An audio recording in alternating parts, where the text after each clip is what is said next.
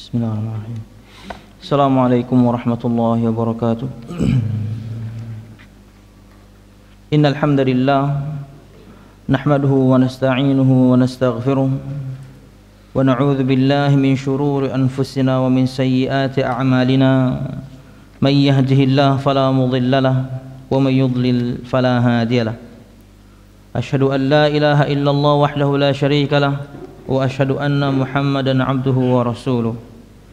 Qala Allah Ta'ala fil Qur'anil Karim, a'udzu billahi minasy syaithanir rajim.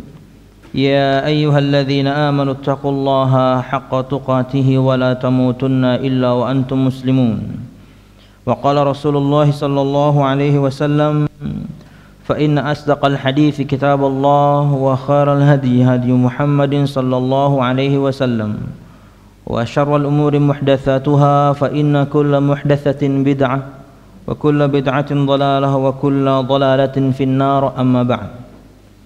Hadirin Bapak Ibu jamaah sekalian rahimakumullah, alhamdulillah segala puji syukur marilah kita panjatkan kepada Allah Subhanahu wa taala yang hingga saat ini kita semua masih diberikan kesehatan dan waktu luang hingga kita sama-sama bisa hadir di majlis yang insyaallah dirahmatinya ini. Amin ya rabbal alamin. Kemudian salawat serta salam semoga selalu tercurahkan kepada junjungan besar Nabi kita Muhammad sallallahu alaihi wasallam, juga beserta para sahabatnya, juga keluarganya dan segenap kaum muslimin yang selalu berpegang teguh dengan Islam ila yaumil qiyamah. Hadirin Bapak Ibu jamaah sekalian rahimakumullah, insyaallah pada kesempatan pagi hari ini sampai mudahan kita sama-sama sehat sampai subuh Ahad, kita ingin bahas buku saku atau kutaib, buku kecil karangan Syekh Muhammad bin Jamil Zainu rahimahullah, meninggal tahun 2010 yang lalu. Kitab yang beliau tulis dengan judul Khudh aqidataka minal kitabi was sunnah as-sahihah. Ambillah akidahmu dari Al-Quran dan sunnah yang sahih. Mungkin sebagian pian pernah ulun beri buku ini. Penampakannya seperti ini. Enggak kelihatan kan? Nah, penampakannya seperti ini. Subuh-subuh gaya Anda. Kita lanjutkan. Dan di bagian pertama dalam buku ini beliau menyebutkan tentang rukun Islam dan rukun iman. Tentunya rukun Islam dan rukun iman tidak bisa kita bahas ini dalam 1 jam pengajian, tapi mudah-mudahan salah satu di antaranya bisa kita sebutkan secara ringkas bagaimana sebenarnya rukun Islam secara ringkas. Mudahan cukup. Dan tentunya untuk pembahasan rukun iman dan rukun Islam, hadis yang paling masyhur yang kita pahami tentunya adalah hadis Umar bin Khattab radhiyallahu anhu, bagaimana Jibril alaihissalam datang dalam bentuk sosok seorang laki-laki bertanya kepada Nabi Muhammad sallallahu alaihi wasallam, apa itu Islam, apa itu iman, apa itu ihsan. Dengan ketika hadisnya selesai, kemudian Nabi Muhammad SAW bersabda, kala itu tentunya para sahabat tidak tahu bahwasanya itu adalah Jibril. Ketika selesai Jibril pergi, kata Nabi Muhammad SAW, wahai Umar bin Khattab radhiyallahu anhu, apakah kamu tahu siapa tadi yang datang? Kata Umar, saya enggak tahu, Allah wa Rasul alam. Kata Nabi Muhammad SAW, dzaka Jibril yu'allimukum dinakum, atakum yu'allimukum dinakum. Itu tadi adalah Jibril datang kepada kalian mengajarkan agama kalian. Jadi inti agama Islam, ihsan, dan Islam, iman dan ihsan. Artinya agama Islam secara umum itu termasuk di antaranya Islam itu sendiri, kemudian pembahasan iman dan kemudian al-ihsan. Dan kalau kita perhatikan sebenarnya ketika Jibril alaihi salam datang pada Nabi Muhammad SAW datang bentuk sosok seorang laki-laki, dia datang pada Nabi Muhammad SAW, kemudian fa asnada rukbatayhi ila rukbatayhi wa wada'a kaffaihi ala fakhidai. Dia menyampukkan bahasa kita itu, ini dua lututnya ke dua lutut Nabi Muhammad SAW dan meletakkan kedua tangannya di atas paha dia sendiri Jibril alaihissalam, dalam riwayat lain paha Nabi Muhammad SAW. Tapi Syekh Muhammad bin Shalih Al Utsaimin beliau ikut pendapat yang pertama. Kalau kita masyhur bahwasanya Kita meyakini beliau alaihissalam, Jibril alaihissalam meletakkan yakni dua tangannya di paha Nabi Muhammad SAW. Tapi Syekh Muhammad bin Shalih Al-Utsaimin berpendapat di dua paha dia sendiri. Sekilas sebenarnya kalau kita perhatikan bahwasanya praktek yang dilakukan oleh Jibril alaihissalam adalah bentuk bagaimana seorang menuntut ilmu, adab menuntut ilmu, yaitu beparak. Yang menang tersinggung ya. Beparak maksudnya yang namanya nuntut ilmu. Nggak apa-apa gitu. Suaranya keras saja, Pak. An Umar bin Al-Khattab radhiyallahu anhu qala bainama nahnu julusun 'inda Rasulillah sallallahu alaihi wasallam dhata yawmin ittala 'alaina rajulun shadidu bayadi thiyabi wa shadidu sawadi asy-sya'ri la yura 'alaihi atharu as-safar wa la ya'rifuhu minna ahadun hatta jalasa ila an-nabiy sallallahu alaihi wasallam fa asnada rukbatayhi ila rukbatayhi wa wada'a kaffayhi ala fakhidhayhi وقال يا محمد أخبرني عن الإسلام فقال رسول الله صلى الله عليه وسلم الإسلام أن تشهد أن لا إله إلا الله وأن محمد رسول الله وتقيم الصلاة وتؤتي الزكاة وتصوم رمضان وتحج البيت إن استطعت إليه سبيلا قال صدقت فعجبنا له يسأله ويصدقه قال فأخبرني عن الإيمان قال أن تؤمن بالله وملائكته وكتبه ورسله واليوم الآخر وتؤمن بالقدر خيره وشره قال صدقت قال فأخبرني عن الإحسان قال أن تعبد الله كأنك تراه فإن لم تكن تراه فإنه يراك قال فأخبرني عن الساعة قال ما المسؤول عنها بأعلم من السائل قال فأخبرني عن أماراتها قال أن تلد الأمة ربتها وأن ترى الحفاة العراة العالة رعاع الشاء يتطاولون في البنيان ثم انطلق فلبثت مليا ثم قال يا عمر أتدري من السائل قلت الله ورسوله أعلم فقال فإنه جبريل آتاكم يعلمكم دينكم. Hadis riwayat Imam Muslim. Dari Umar bin Khattab radhiyallahu anhu berkata, bainama nahnu julusun, ketika kami duduk bersama Nabi Muhammad SAW dzata yaumin, pada suatu hari, dan tentunya tidak ditentukan harinya apa, yang jelas suatu ketika, suatu hari, ittala alaina rajulun syadidu bayadi thiyab, tiba-tiba datang atau muncul kepada kami seorang laki-laki syadidu bayadi thiyab, yang putih sekali bajunya. Secara zahir hadis bahwasanya tentunya orang ini pakai baju. Seperti itu keterangan Syekh Muhammad bin Shalih Al-Utsaimin. Karena yang datang adalah Baduy. Artinya orang ini pakai baju. Tapi Syekh Saleh Al-Syekh menyebutkan di sini ada yakni penguatan bahwasanya bagaimana Nabi Muhammad SAW sendiri secara pribadi beliau menyukai baju yang warna putih, walaupun tidak setiap saat. Bahkan disebutkan dalam sebuah riwayat sorban beliau pun warnanya hitam. Sorban beliau pun warnanya hitam. Cuman beliau sangat menyukai baju yang warna putih. Bahkan beliau mensyariatkan ketika seseorang dikafankan dengan warna yang putih. Wallahu a'lam bishawab. Yang mau kapan-kapan mungkin pakai kain kafan warna pink, enggak ada masalah sebenarnya.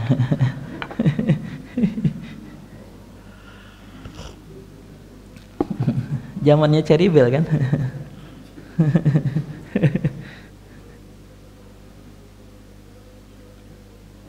Tapi kemudian jangan sampai misalnya seseorang diharuskan pakai baju warna putih ketika pengajian, diharuskan pakai baju putih-putih.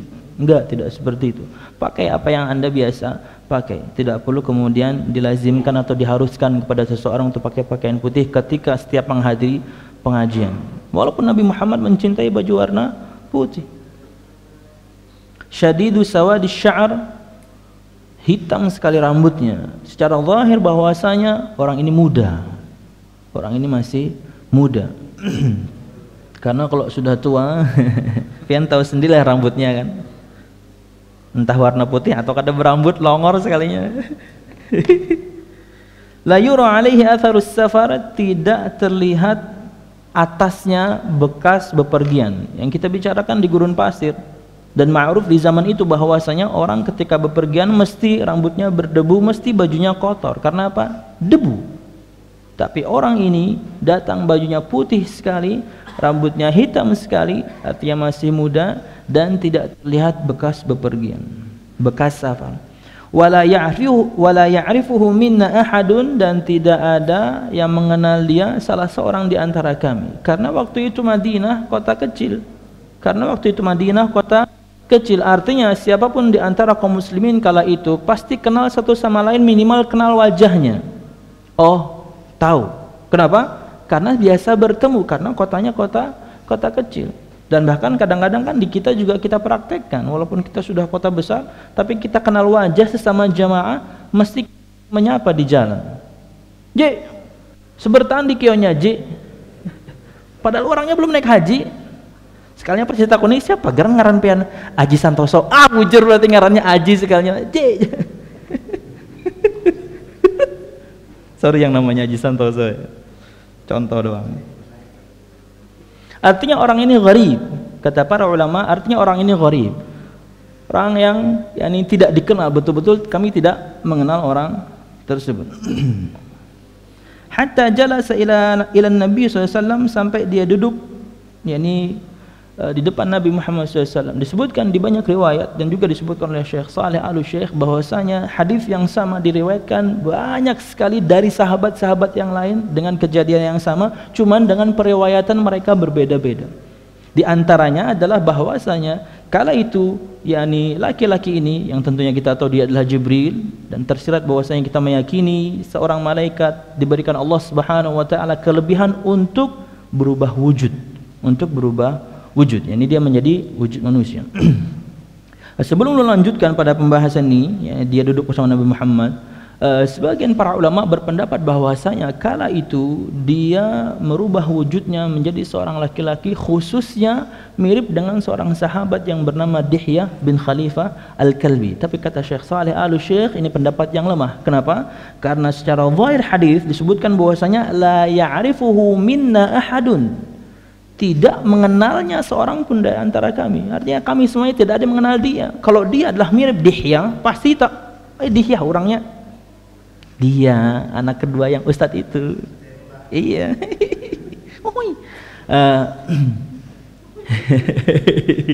Jadi secara zahir hadis sangat terlihat sekali bahwasanya tidak ada yang mengenal. Maka pendapat bahwa saya mengatakan dia adalah Dihyah bin Khalifah Al-Kalbi, artinya Jibril menyerupai Dihyah, tidak. Cuman memang di kasus-kasus yang lain dia sering sekali menyerupai Dihyah bin Khalifah Al-Kalbi. Dihyah tidak ada artinya, cuman dia adalah nama seorang sahabat yang mulia yang dikatakan memiliki paras yang ganteng. Tentunya tidak mengalahkan Nabi Muhammad sallallahu alaihi wasallam. Wallahu alam apakah Nabi Isa pun bisa mengalahkan kegantengan Nabi Yusuf pun bisa mengalahkan kegantengan Nabi Muhammad sallallahu alaihi wasallam. Ya tidak tahu, perlu dibahas itu. Tapi tentunya nggak penting-penting aman, ganteng ya udah ganteng aja. Sama seperti kita tidak membahas apa warna bulunya anjing Ashabul Kahfi, kan kita nggak bahas, nggak perlu juga. Mau warnanya loreng-loreng, mau warnanya seperti kue pelangi, rainbow cake. Hatta jalasa ila Nabi SAW. Ulun tadi ingin menyebutkan bahwasanya di banyak riwayat yang terpisah bahwasanya orang ini datang ketika masuk itu melompati atau melewati pundak-pundak para sahabat. Tuh 2, 3, 4. Kemudian karena dia ingin mengelabui para sahabat, betul-betul dia mempraktekkan seorang yang badu, seorang yang tidak tahu apa-apa. Sama seperti seorang badu yang datang pada Nabi Muhammad SAW ketika khutbah Jumat. Wahai Rasul, keluarga saya kelaparan, harta saya habis. Ketika khutbah Jumat, Jibril alaihissalam datang dalam keadaan seperti ini, ingin mengelabui para sahabat supaya tidak ada yang tahu, Tapi tentunya ketika dia duduk di sanalah terlihat bagaimana dia datang sebagai penuntut ilmu dan datang juga sebagai orang yang mengajarkan ilmu. Kenapa? Karena setelah jawaban Nabi Muhammad SAW muncul, dia mengatakan apa? Shadaqta, Anda benar. Orang kalau membenarkan berarti dia sudah tahu. Dan ini tersirat bahwasanya siapapun di antara kita boleh bertanya kepada ustadz sebuah pertanyaan yang jawabannya akan bermanfaat untuk orang lain. Boleh bertanya sesuatu kepada seorang ustadz yang jawabannya diharapkan bermanfaat untuk orang lain. Jibril bertanya, jawabannya bermanfaat untuk kaum muslimin. Jawaban Nabi Muhammad kala itu bermanfaat untuk kaum muslimin sampai kita sekarang. Yang kita sayangkan kadang-kadang pertanyaan itu menjurus pada individu dan secara rahasia umum orang-orang tahu. Ini yang enggak benar. Ini yang kurang tepat. Bertanya sesuatu kayak kemarin misalnya waktu pengajian Ustadz Mahfud. Bapak yang bertanya itu dia tahu jawabannya. Apa itu makna salaf, apa itu salafi. Tahu dia orang Al-Irsyad kok. Dia sekretarisnya Al-Irsyad kok. Tapi ketika jawaban Ustadz Mahfud keluar, manfaatnya untuk kaum muslimin. Itu pertanyaan yang bagus, bukan untuk menyudutkan orang lain. Wallahu a'lam bishawab. Hatta jalasa ila Nabi sallallahu alaihi wasallam, sampai dia duduk kepada Nabi Muhammad sallallahu alaihi wasallam, fa asnada, kemudian dia menyandarkan atau menyampukkan bahasa kita dua lututnya ke dua lutut Nabi Muhammad sallallahu alaihi wasallam, sama seperti ketika kita posisi yakni duduk di antara dua sujud. Wa wada'a kaffaihi ala fakhidaihi, dan meletakkan kedua telapak tangannya di atas pahanya. Karena ulun baca keterangan Syekh Muhammad bin Shalih Al-Utsaimin, beliau berpendapat dua paha dia, bukan dua paha Nabi Muhammad sallallahu alaihi wasallam. Wa qala, dan dia berkata, ya Muhammad, wahai Muhammad. Dia tidak bilang Rasulullah. Pian perhatikan orang ini, Jibril tentunya. Dia mengatakan ya Muhammad, betul-betul dia mempraktikkan bagaimana seorang badu. Ya Muhammad, wahai Muhammad. Bahkan ketika tadi sebelum duduk, dia pun mengatakan ya Muhammad dalam riwayat lain. Wahai a'adnu ya Muhammad, bolehkah aku mendekat wahai Muhammad? Dan dia mengulangi berkali-kali. Boleh mendekat enggak? Boleh mendekat enggak? Ya Muhammad, wahai Muhammad, akhbirni 'anil Islam. Khabarkan kepadaku apa itu Islam. Dalil bahwasanya Nabi Muhammad SAW betul-betul seorang Nabi dan Rasul pembawa berita. Kenapa? Karena pertanyaannya akhbirni, beritakan kepada aku. Dan ini yang kita pahami dari Nabi Muhammad SAW, dan ini prinsip akidah Ahlus Sunnati wal Jamaah, bahwasanya Rasulullah Nabi Muhammad SAW muballigh. Nabi Muhammad SAW penyampai wahyu Allah Subhanahu wa Ta'ala dan pembawa berita. Dan di antara makna kita meyakini bahwasanya Nabi Muhammad SAW adalah Rasulullah, kita meyakini semua khabar yang datang dari beliau selama hadisnya sahih, kita percaya sami'na wa ta'na. Baik itu segala sesuatu yang berkaitan dengan yang telah lampau atau yang akan terjadi dari hal-hal yang gaib, selama itu dari sabda Nabi Muhammad SAW, sami'na wa ta'na, kami percaya, kami dan meyakini, kami dengarkan dan kami yakni mentaati. Kemudian Nabi Muhammad SAW menjawab, nah ini bahasan kita pagi ini, ini rukun Islam. Tidak ada ruginya kita mengulang hal-hal seperti ini. Kali aja lupa gitu ya. Mungkin kalau Pancasila lupa. Sila keempat apa Pak? Sila keempat Pak? Lupa ya sila keempat. Kalau sila pertama sih gampang, apalagi sila ketiga. Nggak ada yang hafal juga, nggak penting Pak, nggak ditanyai di kubur. Nih yang ditanya.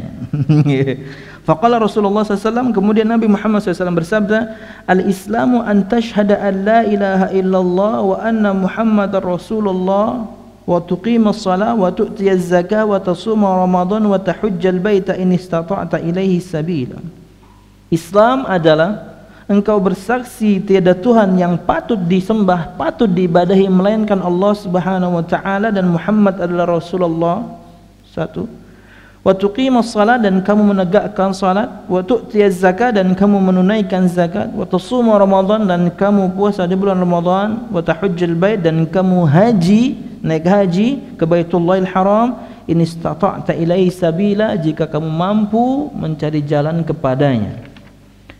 Bapak Ibu jamaah sekalian rahimakumullah, disebutkan oleh Syekh Muhammad bin Shalih Al-Utsaimin rahimahullah beberapa perkara berkaitan syahadah atau berkaitan dengan persaksian ini.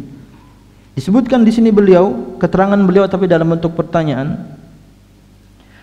Syahadatu mas'alah, limadza ju'ila hadzani ruknan wahidan wa lam yuj'ala ruknain? Kenapa syahadat ini, dua potong syahadat ini dijadikan dalam satu rukun?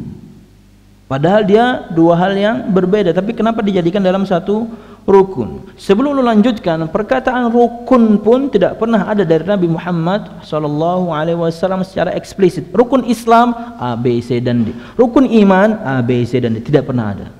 Semua ini adalah hasil ijtihad para ulama salafus saleh dan ijtihad mereka benar.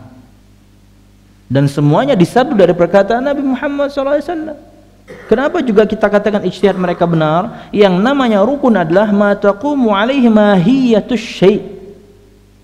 Yang namanya rukun adalah sesuatu yang berdiri di atasnya. Artinya jika tidak ada rukun-rukun ini, tidak ada tiang-tiang ini, hal yang berdiri di atasnya hancur.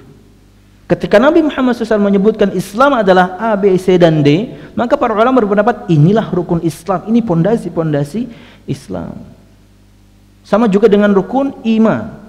Tapi nanti tentunya akan berbeda ketika seseorang tidak menjalankan salah satu rukun Islam dan seseorang tidak menjalankan salah satu rukun iman, berbeda hukumnya.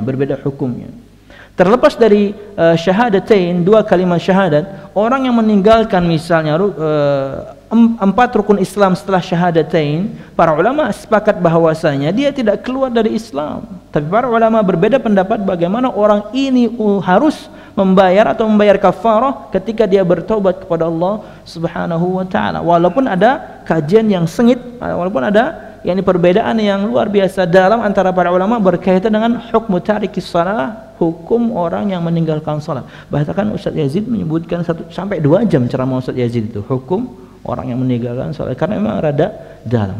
Tapi selama dia masih meyakini akan kewajibannya, dia tinggalkan karena malas, dia tinggalkan karena yang lain, maka dia tidak keluar dari Islam. Apalagi dia pernah meletakkan jidatnya untuk sujud pada Allah Subhanahu wa taala.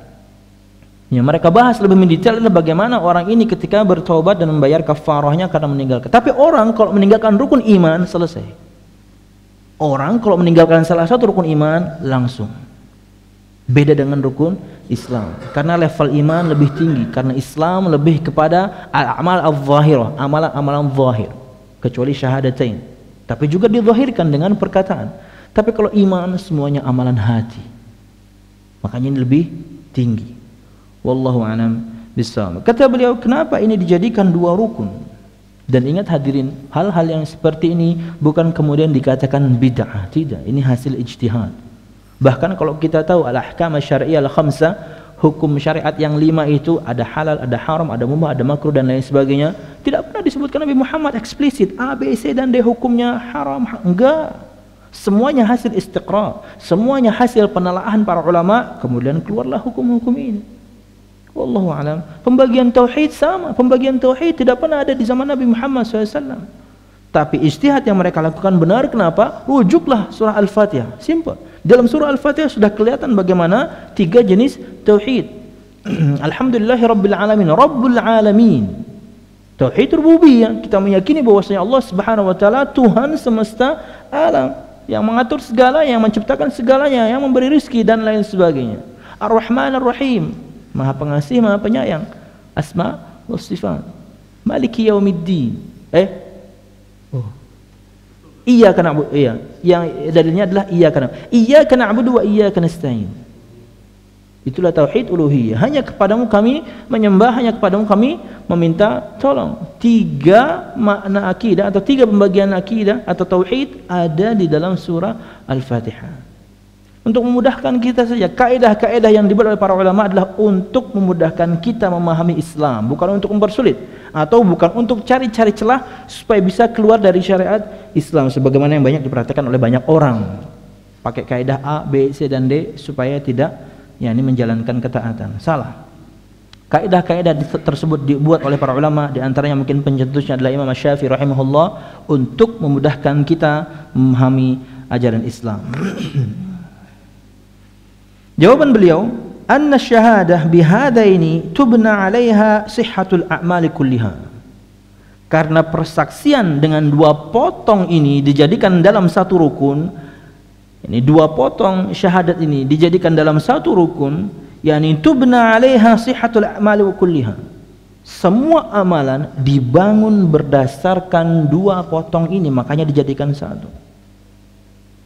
Sahihnya atau benarnya sebuah amalan dibangun dari dua potongan syahadah ini. Kata beliau, li'anna syahadata an la ilaha illallah tastalzimul ikhlas. Karena persaksian tiada Tuhan selain Allah, tiada Tuhan yang berhak yang patut diibadahi selain Allah, ini mengharuskan kita ketika beramal dengan ikhlas. Potongan pertama, syarat diterimanya amal, ikhlas karena Allah Subhanahu wa ta'ala.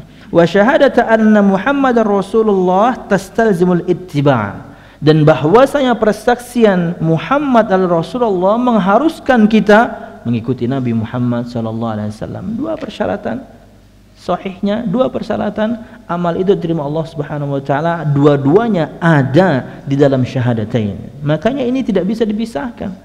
Makanya dua potong syahadah ini, persaksian ini ada dalam satu rukun, karena semua amalan pondasinya dari syahadat pertama ini. Bahwasanya yang pertama menunjukkan kita harus ikhlas, yang kedua menunjukkan kita harus mengikuti Nabi Muhammad sallallahu alaihi wasallam dalam peribadatan kita. Cocok dalam waktunya, jenisnya, sebabnya, jumlahnya, caranya dan tempatnya. Wallahu a'lam. Kemudian masalah yang kedua,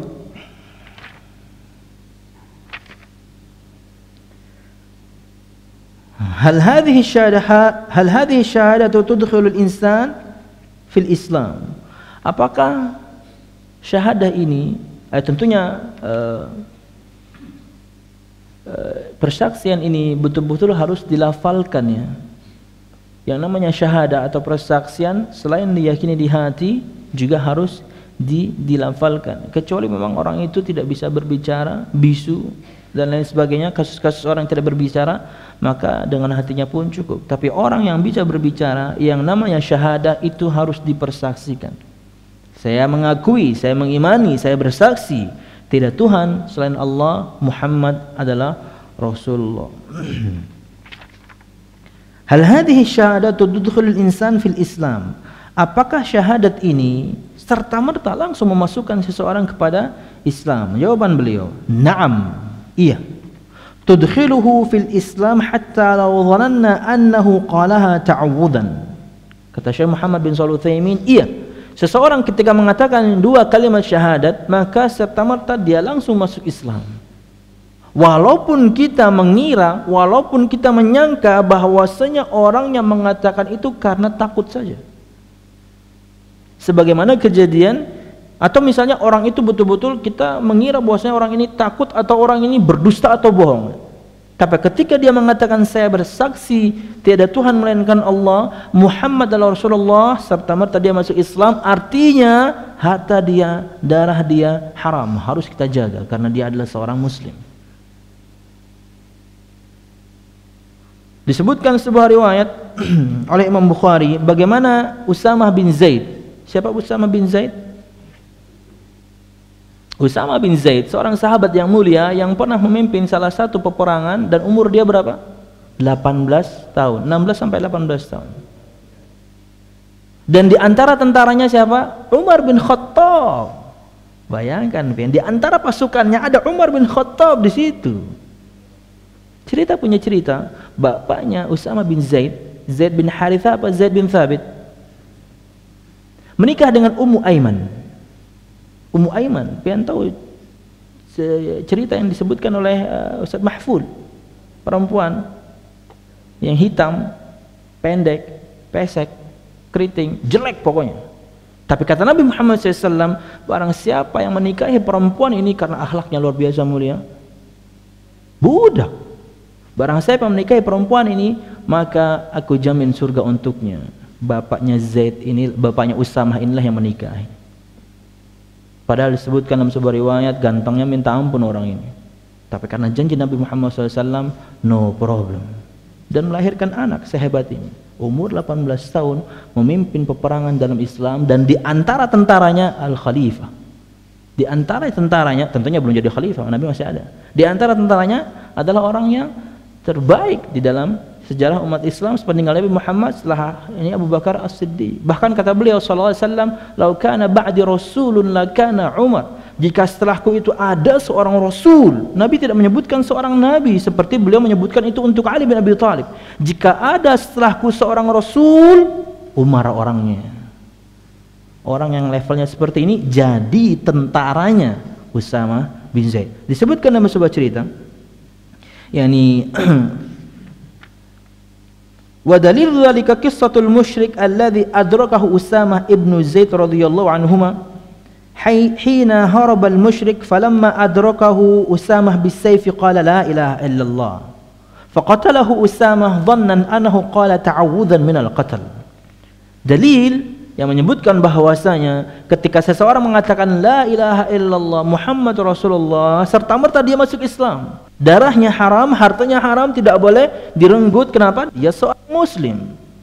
Walaupun kita mengira, walaupun kita menyangka bahwasanya orang ini mengatakannya cuma karena takut, atau orang mengatakan ini bahkan orangnya bohong. Ketika dia mengatakan saya bersaksi Muhammad Rasulullah, la ilaha illallah Muhammad Rasulullah, maka dia adalah orang yang muslim. Dalilnya adalah cerita Usamah bin Zaid ketika dia sudah memergoki atau sudah mendesak seorang yang musyrik yang lari ketika dalam sebuah peperangan. Ketika Usamah sudah mendesak, terpojok orang ini, yakni sudah tidak bisa kemana-mana. Ini sudah terpojok, artinya tinggal tebas saja. Bukan perkataan sebagian orang gitu ya, saya tidak akan mundur karena belakangnya tembok, kenapa mundur? Tapi orang ini betul-betul sudah terpojok. Sangkan wani lah, aku kada harapan mundur loh orang nih, sini tuh pangku begana. Sekali belakangnya tembok, ada apa lagi? Orang ini betul-betul terpojok. Orang ini betul-betul terpojok. Kemudian dia mengatakan la ilaha illallah. Dia mengatakan tiada Tuhan melainkan Allah Subhanahu wa taala. Dan orang-orang musyrikin kala itu tahu konsekuensinya. Mereka mengatakan seperti ini, tahu konsekuensinya. Faqatalahu Usamah.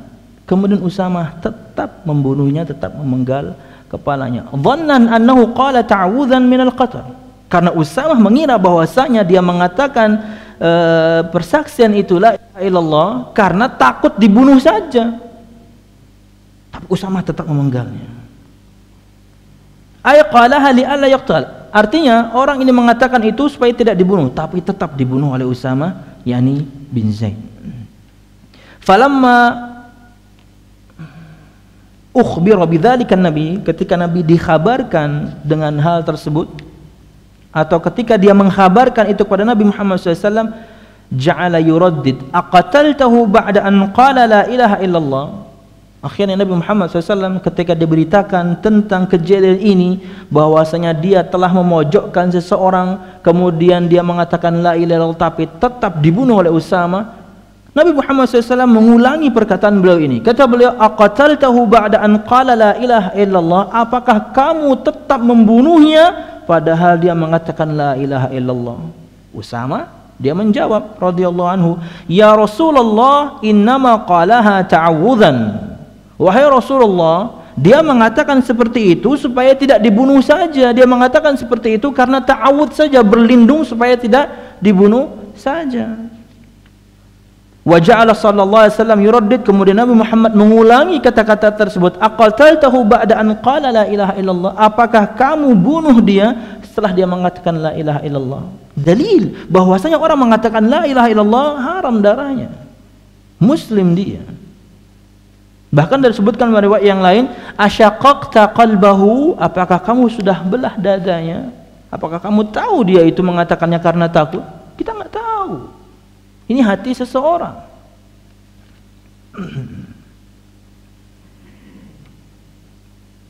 Faqala Usamah, kemudian Usamah mengatakan, fatamannaitu annani lam akun aslamtu qabla dhalika al-yawm min shiddati ma wajada radhiyallahu anhu. Maka kata Usamah, aku berharap hari itu aku belum menjadi seorang muslim. Kenapa? Karena berat sekali, yakni bagaimana marahnya Nabi Muhammad. Dia tidak bisa menahan bagaimana marahnya Nabi Muhammad sallallahu alaihi wasallam. Kita tahu kan sebuah riwayat seorang sahabat yang suaranya disebutkan sangat nyaring sekali, ketika turun ayat Allah Subhanahu wa taala, janganlah kalian mengangkat suara kalian terhadap Nabi Muhammad, surah Al-Hujurat ayat 2. Sahabat ini mengira ayat itu turun karena dia sakit berhari-hari sahabat ini. Kenapa? Karena dimarahi Nabi Muhammad SAW itu hancur sekali. Dimarahi Nabi Muhammad SAW luar biasa. Tapi pelajaran buat mereka. Apalagi kalau kita zaman sekarang, wah, kita bukan melanggar lagi. Nabi Muhammad dicela. Dulu dimarahi Nabi Muhammad saja, ayatnya turun secara umum, para sahabat merasa bahwasanya itu ayat buat dia. Jangan kalian mengangkat suara kalian di atas Rasulullah SAW. Waduh, ini ayat gesen aku tergaring-garing di rumah. Bahkan sampai dicari Nabi Muhammad SAW. Mana fulan bin fulan? Dia sakit wahai Rasul. Ketika dihadirkan, kenapa? Saya takut ayat anu dan anu turun karena saya. Bukan. Subhanallah. Ini perasa sekali seorang sahabat. Padahal Nabi Muhammad tidak melarang dia atau tidak memarahi dia sekarang. Usamah dimarahi langsung ini. Tapi bukan kemudian memarahi seperti kita memarahi anak atau teman. Tidak. Nabi Muhammad, apakah kamu tetap membunuh dia? Padahal dia sudah mengatakan la ilaha illallah. Tapi Nabi ulang-ulang. Kata Usamah, saya berharap belum jadi orang Islam waktu itu. Kenapa? Luar biasa. Dimarahi Nabi Muhammad SAW itu luar biasa. Wallahu a'lam bishawab. Ini juga dalil bahwasanya kita harus sangat berhati-hati sekali dalam hukum pengkafiran kaum muslimin. Hati-hati sekali. Orang-orang Khawarij, namanya bisa macam-macam di luar sana. Mereka mudah sekali mengkafirkan kaum muslimin. Walaupun banyak orang, khususnya orang-orang yang tidak setuju, tidak suka dengan dakwah kita yang dibilang takfiri. Subhanallah. Atau orang Syiah menyebutkan nasibah siapa? Kita yang nasibah atau nasibi. Padahal mereka tidak tahu kaedahnya. Kita memiliki persyaratan ketika melakukan takfir secara individu. Jika takfir secara umum beda dengan individu. Tapi ketika praktek individu kita punya kaedahnya. Orangnya harus balik dan akil, dia balik dan berakal. Dia mengatakan atau melakukan perbuatan kesyirikan tersebut atau perbuatan yang sebenarnya mengeluarkan dia dari Islam tersebut betul-betul karena pilihan dia, tidak ada yang memaksa. Yang ketiga, dia betul-betul sudah sampai kepadanya hujjah, sudah sampai kepadanya dalil, sudah ada yang ngasih nasihat. Yang keempat, dia tidak salah paham dengan firman Allah atau sabda Nabi Muhammad. Ada persyaratannya kita. Kenapa? Karena Allah yang mengajarkan, Nabi yang mengajarkan, yakni hal-hal yang seperti ini, tidak serta merta. Wallahu a'lam bishawab. Kemudian yang terakhir kayaknya kita cukupkan dengan syahadah saja. Salat, zakat, puasa dan haji insyaallah besok.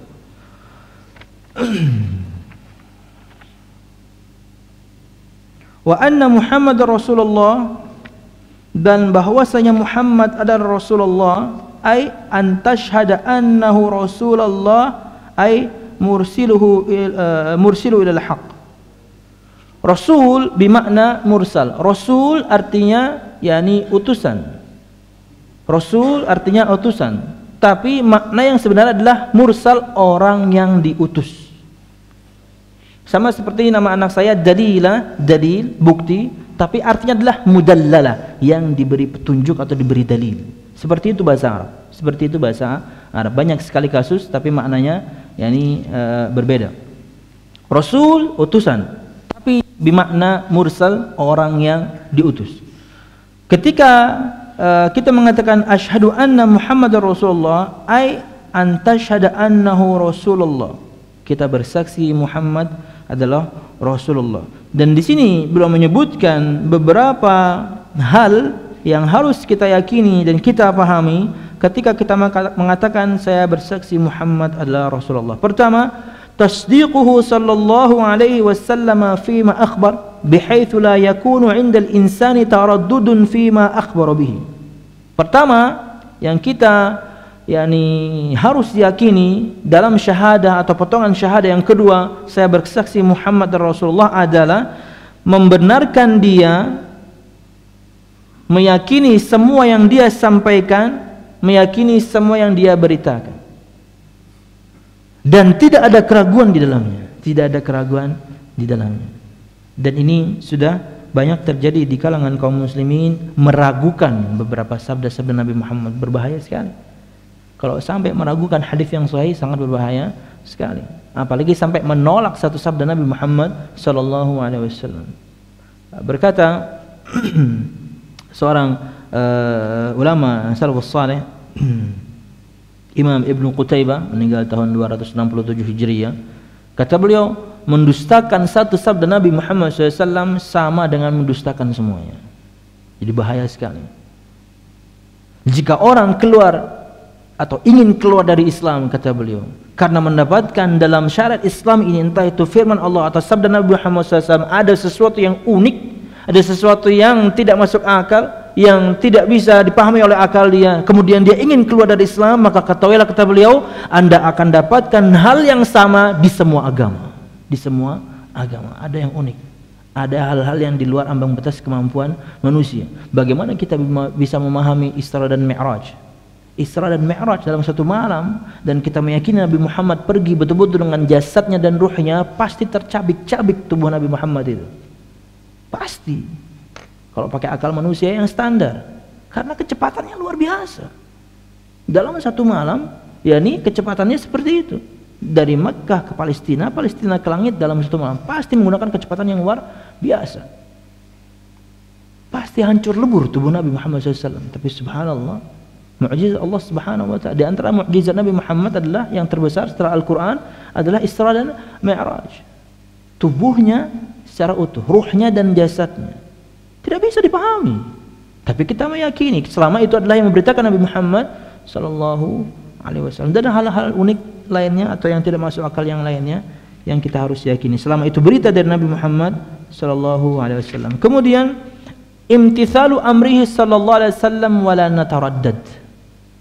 Mempraktekkan semua perintahnya juga tanpa ragu-ragu. Dan kita masih banyak ragu-ragu. Ini nasihat untuk ulun pribadi. Masih ragu-ragu kalau bagaimana kelamaan. Padahal mencontoh atau mempraktekkan perintah Nabi Muhammad SAW, bismillah, saya tidak ragu. Selama hadisnya sahih, bismillah saya akan lakukan. Jangan lama-lama. Kemudian yang ketiga, ayyajtaniba ma naha anhu Rasulullah sallallahu alaihi wasallam biduni taraddud. Menghindari, menjauhi, meninggalkan semua yang dilarang Nabi Muhammad sallallahu alaihi wasallam juga tanpa ragu, karena keraguan dari syaitan, Yang keempat, alla yuqaddima qaula ahadin minal bashari ala qaulin nabi.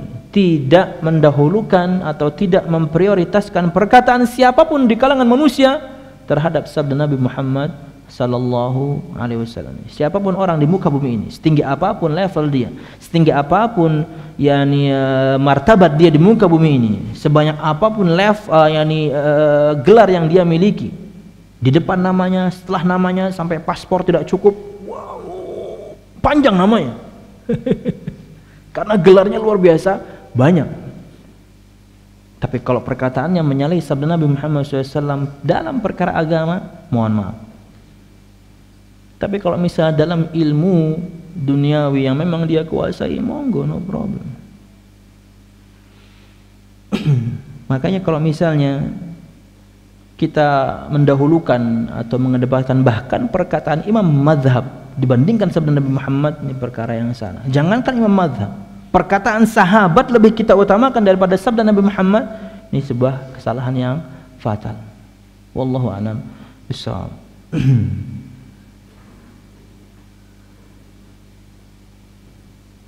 Dalam perkataan Ibnu Abbas radhiyallahu anhu ketika beliau mengatakan bahwasanya yang namanya haji yang paling afdal adalah haji yang jenisnya tamattu', sebagian kaum muslimin mengatakan bahwasanya Abu Bakar dan Umar bahkan melarangnya. Apa kata beliau? Yushiku an tanzila alaikum hijaratun minas sama' aqulu qala Rasulullah wa taquluna qala Abu Bakar wa Umar. Hampir saja akan jatuh kepada kalian bebatuan dari langit karena Allah marah, karena Allah murka. Kenapa? Saya mengatakan sabda Nabi Muhammad SAW, kata Ibnu Abbas, tapi kalian mengatakan perkataan Abu Bakar dan Umar. Subhanallah, dua sahabat yang paling mulia, dua sahabat patokan yang paling mulia. Jika dua orang ini saja kemudian menyalahi sabda Nabi Muhammad, kita sangat berbahaya untuk mengedepankan perkataan beliau dibandingkan sabda Nabi Muhammad, apalagi perkataan orang lain. Wallahu a'lam bishawab. Allah akan murka, Allah akan murka. Kemudian yang kelima, alla yabtadi'a fi dinillahi ma lam ya'ti bihi rasul, tidak berbuat sesuatu dalam agama ini yang tidak pernah diajarkan oleh Nabi Muhammad sallallahu alaihi wasallam. Itu bukti kita mengatakan saya bersaksi Muhammad adalah Rasulullah, tidak buat-buat. Kebiasaan Anda yakni memodifikasi mobil atau sepeda motor jangan bawa-bawa ke agama. Alla yabtadi'a fi haqqihi ma laysa minhu, juga yakni tidak melakukan atau tidak mengada-ngada pada hak Rasulullah sallallahu alaihi wasallam. Wallahu a'lam bishawab. Di antaranya dengan maulid, itu hak Rasul. Kita sudah yakni sudah cemari. An ta'taqida bi anna an-nabiy sallallahu alaihi wasallam laysa lahu syai'un min ar-rububiyyah. Kita harus meyakini bahwasanya Nabi Muhammad SAW tidak memiliki kekhususan rububiyah sedikit pun. Nabi tidak memberi rizki, Nabi tidak yakni mencipta, Nabi tidak mengatur semua urusan. Beliau adalah hamba Allah Subhanahu wa taala. Beliau manusia. Beliau lupa sebagaimana kita juga bisa lupa. Maka jika aku lupa, kata Nabi Muhammad SAW, tolong diingatkan. Ini prinsip yang ingin beliau sampaikan di sini adalah keyakinan kita bahwasanya Nabi Muhammad SAW manusia. Beliau punya salah sebagaimana biasanya seorang manusia juga punya salah. Tentunya tidak berkaitan dengan wahyu atau dosa-dosa yang besar. Wallahu a'lam bishawab. Yang terakhir ke-8, ihtiramu aqwalihi, bermakna ay yahtarima aqwalan nabi fala tada ahadithahu alaihi salatu wassalam fi amakin ghaira la'iqah. Menghormati sabda beliau. Bahkan maksudnya kata Syekh Muhammad bin Shalih Al-Utsaimin, di antara bentuk penghormatan kita akan sabda-sabda beliau adalah dengan meletakkan buku-buku hadis di tempat yang semestinya. Jangan sembarangan. Sebagaimana kita juga menghormati yakni mushaf Al-Quran. Buku-buku berkaitan dengan sabda Nabi Muhammad juga itu di antara bentuk kita menghormati sabda Nabi Muhammad sallallahu alaihi wasallam.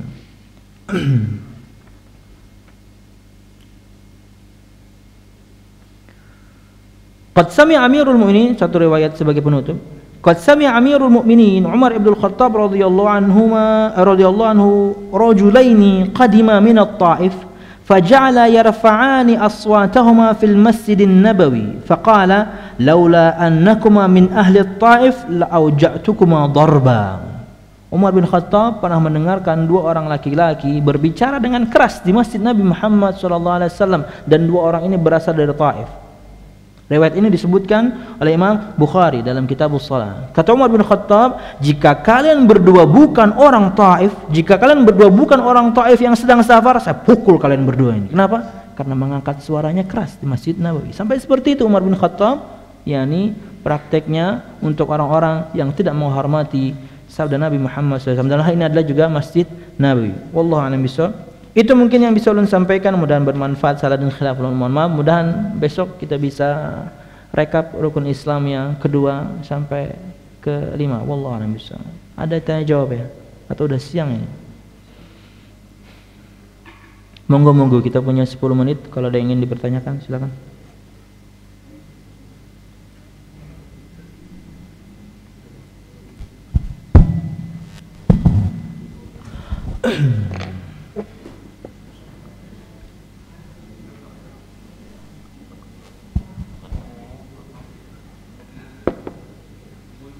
Yang mau mungkin bisa di Pak Saiful ya. Ibu-ibu kalau ada yang mau tanya. Kayak gini bukunya ya, yang kita bahas untuk 1 pekan ini. Ambillah akidah.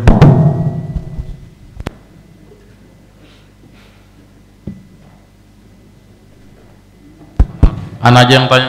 Ya silakan. Soalnya ini tentang rukun Islam kan semua kita sudah tahu. Silakan. Tentang poin kita mendahulukan sabda Nabi sallallahu alaihi wasallam, Ustaz. Ma'ruf di kalangan kita bahwa tentang mazhab, Ustaz ya. Bahwa imam mazhab itu bertanggung jawab apabila ada perkataan mereka yang salah, Ustaz. Sehingga kita umpamanya kita sudah mazhab Syafi'i, kita tidak perlu lagi berpindah karena nanti Imam Syafi'i yang tanggung jawab di akhirat. Bagaimana dengan perkataan ini, Ustaz? Imam Syafi'inya bertanggung jawab di akhirat.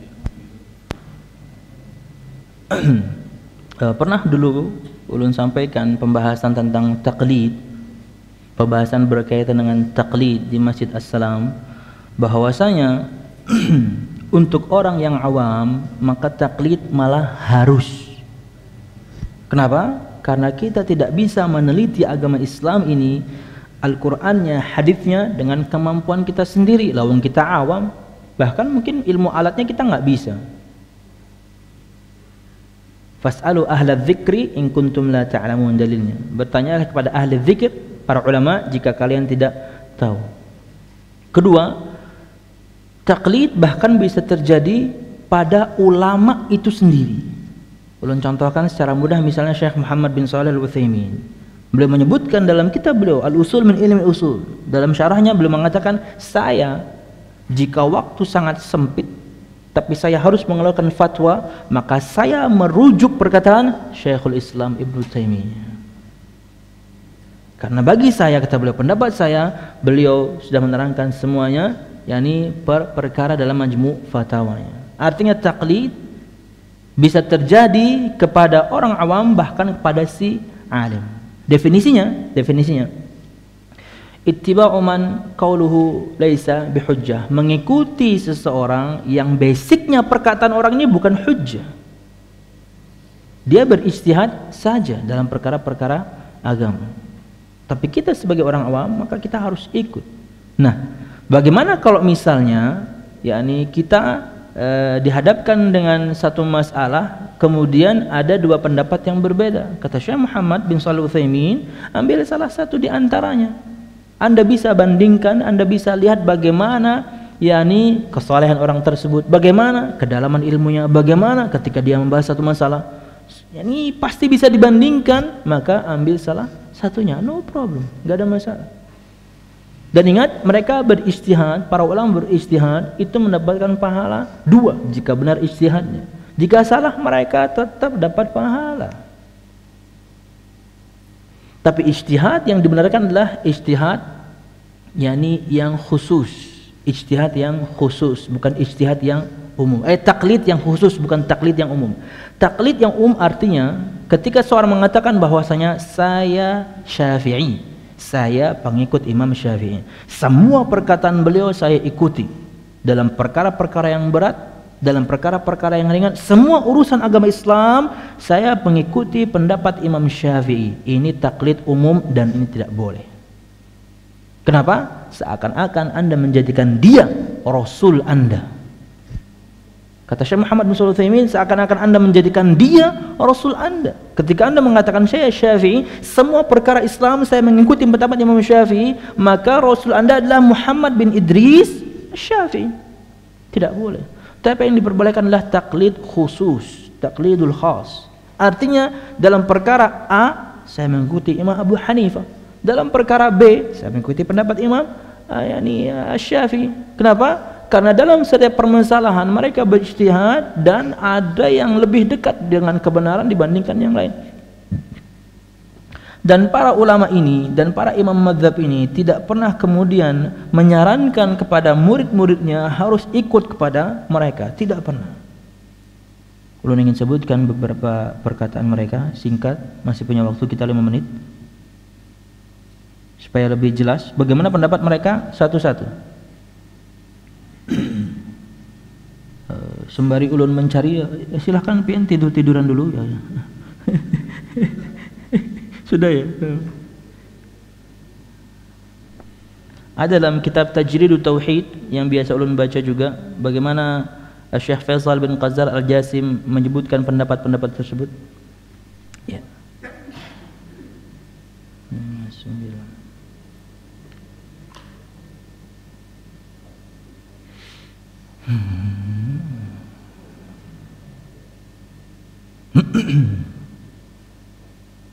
Supaya tidak salah, saya sebenarnya secara bahasa Indonesia hafal saja, cuman biar mantap bahasa Arabnya sekalian.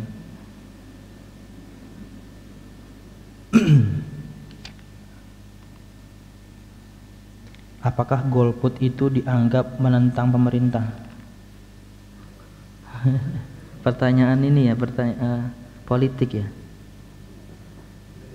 Sebenarnya sudah dijawab sama Ustaz Mahful ini, sudah dijawab nama Ustaz Mahful. Anda akan dipertanggungjawabkan atau dibertanya pertanggungjawabannya oleh Allah Subhanahu wa taala. Tidak gampang ketika Anda tidak kenal-kenal amat orang yang mewakili Anda kemudian Anda coblos. Jangan kemudian selalu berdalih dengan perkataan Syekh Muhammad bin Nasiruddin Al-Albani yang beliau sampaikan itu betul-betul perkara darurat. Apakah sekarang darurat? Wallahu a'lam bishawab. Ulun rasa tidak ya. Artinya kalau kita nggak nyoblos, ini perkataan kita nih atau pendapat kita atau yakni bagian kita tidak kita lakukan, maka kita akan dipimpin oleh orang-orang yang zalim, ada orang-orang pendusta. Kita nggak milih ya seperti itu. Kita milih ya seperti itu terus pengikutnya. Tapi kita akan dipertanggungjawabkan. Terserah. Ya. Berkata Imam Abu Hanifah, "Idza shahha al-haditsu fa huwa madhhabi." Disebutkan oleh Imam Ibnu Abidin dalam hasyiyahnya jilid 1 halaman 63, "Idza shahha al-hadits fa huwa madhhabi." Jika hadis itu sahih, itulah madhab saya. Perhatikan bagaimana seorang Imam Abu Hanifah menyandarkan pendapatnya kepada sabda Nabi Muhammad sallallahu alaihi wasallam, bukan pendapat beliau. Kedua, perkataan beliau juga disebutkan oleh juga dari Imam Ibnu Abidin dalam Al-Bahrul Ra'iq jilid 6 halaman 293, "La yahillu li ahadin ay ya'khudha biqaulina ma lam ya'lam min aina akhadnah." Tidak halal untuk siapapun yang mengambil pendapat kami, mengikuti pendapat kami sebelum dia tahu dari mana kami mengambilnya, dari sabda Nabi Muhammad sallallahu alaihi wasallam. Kedua, berkata Imam Malik, "Innama ana bashar ukhti'u wa usib, fanzuru fi ra'yi, fa kullu ma wafaqa al-kitab wa sunnah fakhudhuhu wa kullu ma lam yuwafiq al-kitab wa sunnah fatrukuhu." Disebutkan oleh Imam Ibnu Abdul Bar dalam kitab Al-Jami'. Sesungguhnya aku hanyalah manusia, aku bisa salah, aku bisa benar. Maka perhatikanlah pendapatku. Maka segala sesuatu, pendapat-pendapatku yang mencocoki Al-Quran dan As-Sunnah, ambillah ia. Tapi semua pendapatku yang tidak mencocoki Al-Quran dan As-Sunnah, maka tinggalkanlah ia. Imam Malik, perhatikan pendapat saya. Kalau cocok monggo, kalau enggak usah. Qala Syafi'i, berkata Imam Syafi'i, yang namanya kita jadikan nama masjid ini. Ajma'al muslimun ala anna man istabana lahu sunnah an Rasulillah lam yahil lahu ay yada'ha liqauli ahadin. Kaum muslimin telah bersepakat, para ulamanya maksudnya, bukan kita-kita yang awam ini. Ketika seorang ulama mengatakan seperti ini, dia berarti sudah merujuk pendapat para ulama sezaman dia dan yang sebelum zaman dia. Itu perkataan Syekh Muhammad bin Shalih Al-Utsaimin. Ketika ada seorang ulama mengatakan telah bersepakat para ulama, berarti dia sudah cross check semuanya. Kata Imam Syafi'i, telah bersepakat kaum muslimin, maksudnya ulamanya, bahwasanya barang siapa yang telah jelas untuk dia sunnah Nabi Muhammad SAW, maka tidak halal dia meninggalkan sunnah tersebut dan mengikuti pendapat seseorang yang lain. Perkataan beliau, kalau sudah jelas sunnah Nabi Muhammad, itulah yang kita ikuti, bukan pendapat seseorang. Kemudian disebutkan tadi disebutkan oleh Imam Ibnu Qayyim dalam I'lamul Muwaqqi'in, pendapat beliau juga, kata beliau, "Idza shahha lakumul hadits an Rasulillah fakhudhu bihi wa da'u qawli." Jika telah sahih sabda Nabi Muhammad SAW datang pada kalian, maka ambillah ia dan tinggalkan perkataanku. Perkataan Imam Syafi'i. Perkataan Imam Syafi'i. Yang terakhir perkataan Imam Ahmad bin Hanbal rahimahullah, "Ra'yul Auza'i wa ra'yu Malik wa ra'yu Abi Hanifah kulluhu ra'yun wa huwa indi sawa wa innamal hujjah fil athar." Juga disebutkan oleh Imam Ibnu Abdul Bar. Berkata Imam Ahmad bin Hanbal, kata beliau, pendapat Imam Al-Auza'i, pendapat Imam Malik, pendapat Imam Abu Hanifah, semua bagiku adalah pendapat, enggak ada bedanya, semua sawa. Kata beliau, huwa indi sawa, bagiku semuanya sama, itu pendapat saja, ijtihad saja. Wa innamal hujjah fil athar. Akan tapi yang namanya hujjah, yang namanya dalil, yang namanya sandaran untuk beribadah kepada Allah Subhanahu wa taala, al-athar, sabda-sabda Nabi Muhammad sallallahu alaihi wasallam. Perkataan semua imam mazhab, tidak pernah menyarankan untuk fanatik kepada mereka. Wallahu a'lam bishawab. Dan ingat, La taziru waziratu wizra ukhra. Tidak ada dosa itu dibebankan kepada orang lain. Anda punya ilmu, Anda punya kemampuan, Anda bisa memilah dan memilih. Tidak bisa kemudian dibebankan, inilah amun nang ini salah nah sidin tupang dosanya kada kawa. Pian punya kemampuan untuk belajar, pian punya kemampuan untuk bertanya. Apakah ini benar? Ini dalam syariat Islam atau tidak? Jangan ikut-ikutan, jangan membeu. Wallahu alam. Bisa mungkin seperti itu Akh Bahtiar, mudah-mudahan bermanfaat. Berkaitan dengan golput kapan-kapan ditanyakan lagi, tapi yang jelas sama Ustaz Mahful pun sudah dijawab. Ini hati-hati sekali karena innas sam'a wal basara wal fuad kullu ulaika kana anhu mas'ula. Semua akan dipertanyakan Allah Subhanahu wa taala. Kita menanggung dosa kita yang ada ini saja, yang ada ini saja. Mungkin enggak mampu. Dan mungkin ulun bisa pastikan kita enggak mampu menampung bagaimana besarnya dosa kita masing-masing. Kemudian harus bertanggung jawab atas kesalahan orang itu, yang enggak lah. Wallahu a'lam bishawab. Wallahu a'lam bishawab. Karena ini sekarang gencar sekali kan. Mereka mendakwakan ini kan sangat gencar sekali. Bahkan apa itu yang kemarin ramai itu, one day one juz, sehari membaca 1 juz. Itu juga diantaranya adalah misi supaya ngumpul, supaya halaqah, supaya nanti enggak golput. Semuanya diajari supaya enggak golput. Ayo milih, ayo milih. Kalau ulum pribadi one day one jus, tapi jusnya itu jus melon, jus apa istirsak. Sehari saya 1 jus ya. Wallahu a'lam bishawab. Itu mungkin yang bisa disampaikan, mudah bermanfaat. Salah khilaf mohon maaf. Mudahan kita bisa selesaikan besok rukun Islam dalam ini pertemuan dalam pertemuan yang kedua, insyaallah bisa selesai. Karena ulun ingin ringkas saja. Subhanakallahumma bihamdika asyhadu an la ilaha illa anta astaghfiruka wa atubu ilaik. Wassalamualaikum warahmatullahi wabarakatuh.